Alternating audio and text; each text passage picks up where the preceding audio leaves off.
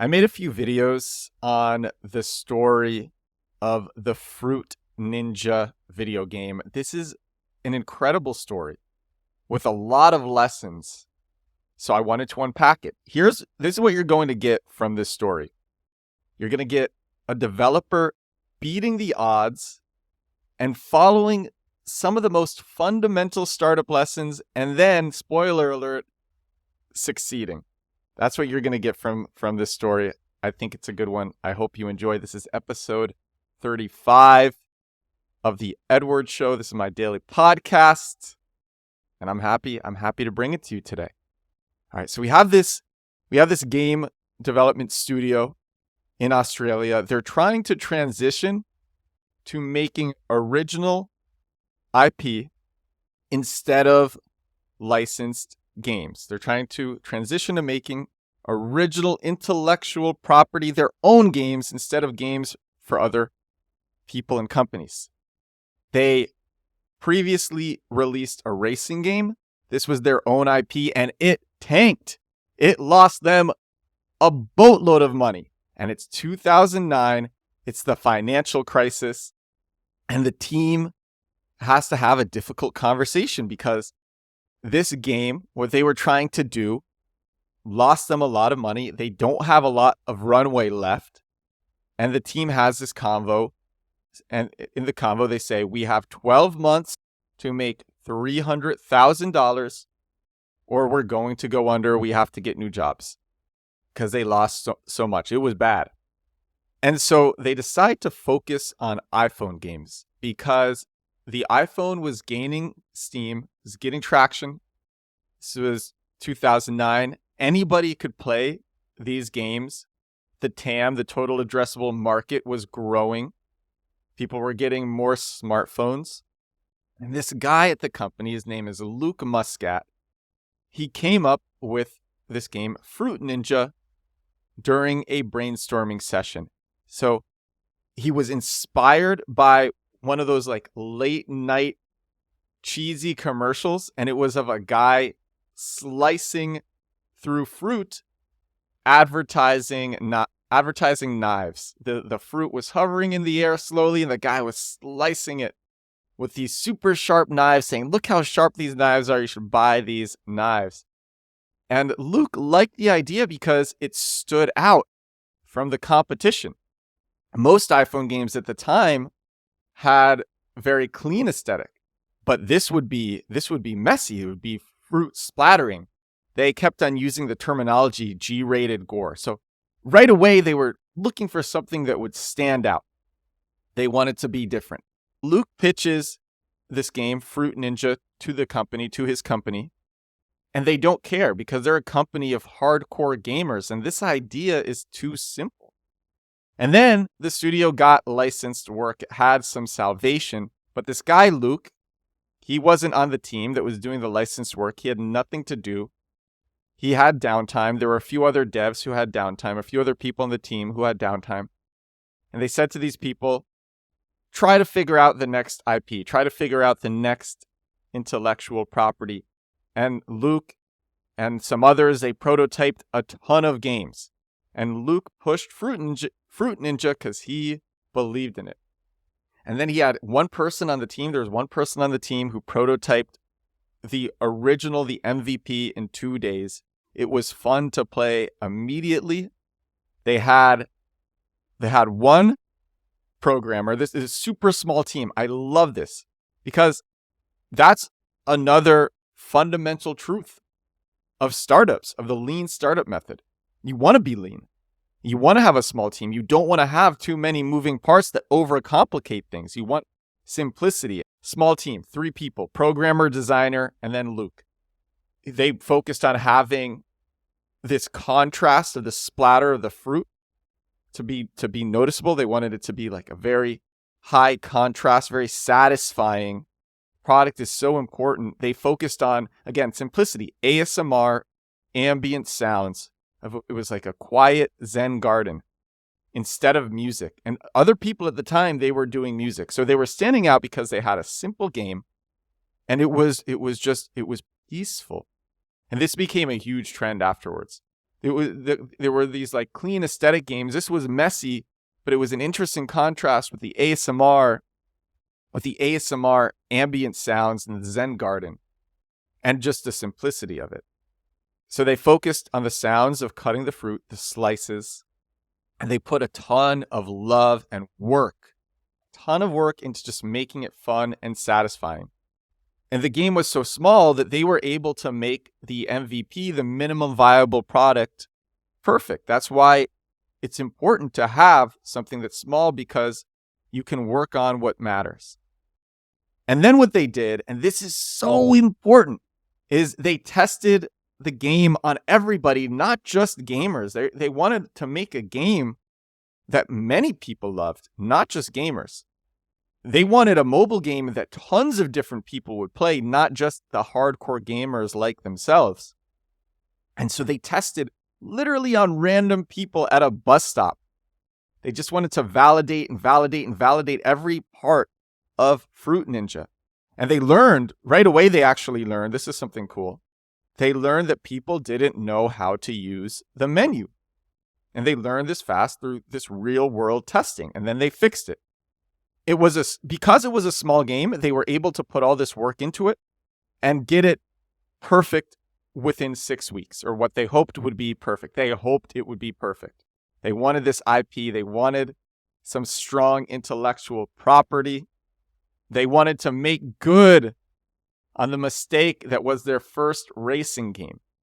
They had no marketing budget when the game was made. This is another amazing part of the story. So here's what they did. All the competitors making iPhone games, they were doing slick, high production videos for their iPhone games. That's what the competition was doing. This studio for Fruit Ninja, they went as low production as possible to stand out. They got $20 worth of fruit. They rented fruit costumes from a costume store. They ran around in a public park for the video with a ninja, with somebody in a ninja costume, chasing these people in the fruit costumes, and then the ninja would splatter the fruit. Literally, it was they didn't get actors. It was literally their team dressed in fruit and ninja costumes. Ninja destroys fruit park. It was just so simple. The ninja destroying fruit in a park, and they didn't shoot on some special equipment. It looks like it's shot on a potato. And this makes it funny. And humor sells. People love humor. They make the video, they put it up on social media, like Reddit, 4chan, and Facebook. You could search this video on, just search Fruit Ninja original commercial, and you'll find it. And it's funny. It's a great video. Again, simple. But the simplicity makes it humorous. So good. And actually, even if you like go on TikTok, some of the actually decent amount of the time, you will just see these really simple, even ugly videos that create intrigue, but also are funny because of how they look, and that gets you watching past the first few seconds. That hooks you. This video does that, and it's a good video. But okay, so now you're probably thinking, all right, so it goes viral right away. No, actually it doesn't. It didn't blow up right away. They were making $100 per day at the beginning, but this wasn't enough to keep the lights on. It was good, I guess. It was good compared to some other projects, but if they just kept making $100 per day, I mean, they have a team. They have many developers. That wasn't going to do it for them. But slowly, it was gaining in the charts, and then what happened? And they were making little tweaks here and there. Then what happened is this is where it blows up. Now I can tell you where it blows up. They got an email. This part of the story too, amazing part of the story. They get an email from Apple, and Apple is saying that they want to feature Fruit Ninja on the App Store. And Apple needs the feature art in a few hours. And at this point in the story, they were celebrating the fact that they were actually moving up in the charts. It was a Friday night in Australia where they are. And their designer had gone home from the party drunk. And they had to call the designer back to the office. He's drunk. Because they need to make this art in a few hours for Apple so they can be featured. Are they able to reach the designer? Do they do it? They do. They do it. They get the designer. The designer comes back. He makes the art. They send it to Apple. And when Apple features them, they blow up. They quickly go from $100 a day to $1,000 a day, and then to a lot more. And they kept iterating because they knew that if they stopped, this simplicity would eventually make people just get bored and leave. So they kept improving it. They made, in the first 12 months, this is a huge number of iterations, they put out 14 updates. They found their success. They ran with it. They ran. And it was super stressful. It was a lot of work. They were getting so many requests for appearances and partnerships and all sorts of things. And then people wanted the game to go in all sorts of different directions. They wanted it to become super complex. But the core team, they still wanted to focus. Let's keep it simple. That's what made it do well in the first place. We're going to improve it with these iterations, but let's keep it simple and mainstream. And that's what they did. The team was growing now for all sorts of devices, for all different devices. The team was growing.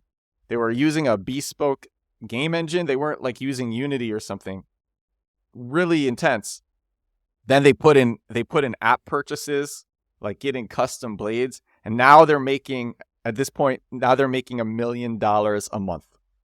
So they got their IP. They got their intellectual property. This game is, I think it's still popular today, actually. And again, on the spirit of moving fast, they made multiplayer mode in a few weeks. So Apple was launching real-time multiplayer matchmaking through their games, through its game center. And Fruit Ninja, their team, wanted to be at the forefront of this. And so they made their multiplayer mode in a few weeks. That was a ton of work as well. Move fast. The Apple feature blew them up. This could help them as well. And here's what's crazy now. And this is a big lesson.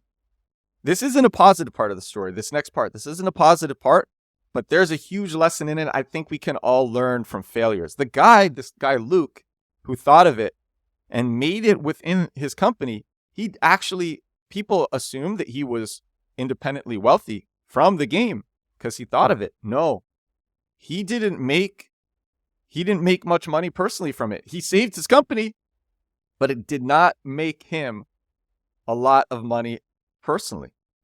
And then when he quit years later to do his own stuff, he just didn't have that much money. When they went to the game developer conference, when they went to GDC to pitch investors, because he wanted to start his own game studio, him and his team, they were sleeping in bunk beds while pitching to investors. And what he should have done, and I learned this, and I'm going to share a story. What he should have done is he should have been pitching investors at the height of his fame, when everyone knew Fruit Ninja and it was really starting to blow up while he was at this company, assuming he could have, and even then probably still could have. Even if he's contractually obligated, he might be able to get away with it. But he should have secured the bag during this time when there was such hype, not afterwards. That's what you do. So I learned this lesson: secure the bag when people are trying to give it to you, not after. In his case, people weren't directly trying to give it to him, but it would have been a lot easier. Fruit Ninja made it easy for him to get in the door with investors. He's like, hey, I did this. And then they're just like, yeah, okay, I'll hear you out. And they did eventually fundraise, but it was a lot harder than it should have been. And he should have done it when they were just like the top of the top. So this is a lesson that we got with our game called World of Ether. We invented play to earn. We made the first video game in crypto. In our first 48 hours, we made $500,000, mostly profit. In the first month, $1 million. And then a couple months into we were showing off what the like final game was going to look like, and we were showing it off at a conference. And there was a pretty influential tech person in the audience. And actually, so this is a hilarious story. This is a hilarious story. So if you search, I think you can just search like World of Ether demo or like beta demo and find you. I'm in this video. And so the video looks pretty good. It shows us going to this conference and then us speaking and then showing off the game. What we don't show is that the people is that in front of the stage, there's nobody. There were all these seats and none of them were filled except for there were 3 people in the audience. But here's what's crazy. So it looked really bad. So we didn't show the audience, the empty audience. But one of these 3 people was this influential tech person. And he comes up to us afterwards and he's like, I think what you're doing is really cool. And he wants to invest in us. He wants to give us $1.2 million. We're in the middle of development. We're showing what the final product is going to look like. And we're a couple months away from releasing this. And we were so high off our own supply that we said no. We said no, this game is gonna make so much money. We don't want to dilute ourselves. Thank you for believing in us, but no thank you. And we didn't take the $1.2 million. And then after we released the game, that's when we wanted to fundraise and we couldn't do it. And it became crypto winter. It was 2019 now. And the prices of all these cryptos were down and our devs ended up leaving. We couldn't keep the lights on. And we should have taken the $1.2 million. And had we done that, here's the real kicker. We would have been around in 2020 and 2021 when the NFT boom was happening. And some of our competition, which launched around the same time as us, they launched a few months after, they ended up becoming billion-dollar companies. And we were not in the running because we made this mistake of not getting the bag when people are trying to give it to us. So that was a huge lesson. And this guy, Luke Muscat, he should have used, I now understand the power of leverage. And when you have a lot of hype around you, you want to leverage that. All right, so here are all the lessons from this story. I think this is still, he ended up raising. He's actually, I think he's about to release a game. Shout out to Luke. And there are some great lessons from this. Fundamental startup lessons. They kept it simple. This one is like a clear cut. This was just absolutely the right move. They kept it simple. They kept it lean. When you have less, then you can get it right and you can ship fast. There's less to get right because it's so simple, and they can get out the product fast so they can start iterating and learning fast. This is so relevant for SaaS, for software as a service. It's the FAFO method, the fuck around and find out method, the F around and find out method. It's the lean startup method. You know what's crazy to me? As I talked about in my previous episode, I just finished a 30-day challenge, going and meeting with tech people in New York City every day for 30 days in a row. And what's crazy is how few people I meet who actually know of the lean startup method, which is just one of the best, most fundamental methods for creating a startup and for creating software. And I met so many software devs who didn't know. I guess the book has gotten a bit old, but it's such an important, all the concepts in it are so important. Here's another thing from the lean startup method that the Fruit Ninja team did very well. They validated early everything that they were doing. Tenets of the lean startup method. They validated early. They brought the game to random people at a bus stop to see how they would use it. And they learned, oh, our menu doesn't work. We need to fix this. We need to fix that. Then as they started to get big, they were investing in data-driven metrics. Data-driven metrics, that's another part of the lean startup method. You want to learn from data. They had low budget marketing, which can be great marketing. Humor sells. They did that very well, very, very well. And then they were all about moving fast. Move fast, move fast, move fast. They did everything fast because they understood the importance of getting it out and being one of the first people to get it out. When we thought of our game, our video game in blockchain, we moved really fast because we knew it was a good idea. And if we weren't first to do it, somebody else was going to do it. We moved fast. And then the other lesson, this wasn't something that they did well. This was something that Luke didn't do that he should have. And if you think you're going to want to fundraise ever, do it at the height of your hype. Sell during this hype. Oh, if fundraise or sell, if you're trying to get clients or enterprise customers, whatever it is, sell during the hype. Hype creates FOMO. It creates speculation. People want to be involved with you. This is when you can make the most money. Just look at like the recent crypto hype cycles, or even now what's happening with AI, with the AI fundraising boom. All these random AI companies are getting so much money from investors who are feeling FOMO and they're speculating. Hype gives money. And so that was something that Luke Muscat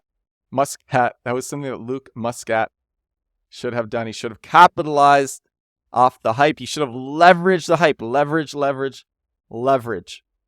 But either way, it was a success. The company was saved. Fruit Ninja is a super successful game that almost didn't make it. And I love this story. This is episode 35 of The Edward Show. Thank you so much for listening. I hope you enjoyed this story. It's not even noon here in New York City, and it is a beautiful day with blue skies, and I'm going to enjoy it. Episode 35 of The Edward Show. Thank you so much. Oh, and if you like these stories, if you like what I have to share, consider signing up for my weekly newsletter. It's over at edwardsturm.com/newsletter. My goal is to reduce the time that it takes for you to get customers and users by just sharing things that I know or things that I'm learning every week. You can join readers from Ralph Lauren, from Forbes, from Omnicom, countless funded startups. Put a lot of work into that newsletter. All right. Thank you so much. I will talk to you tomorrow. Bye now.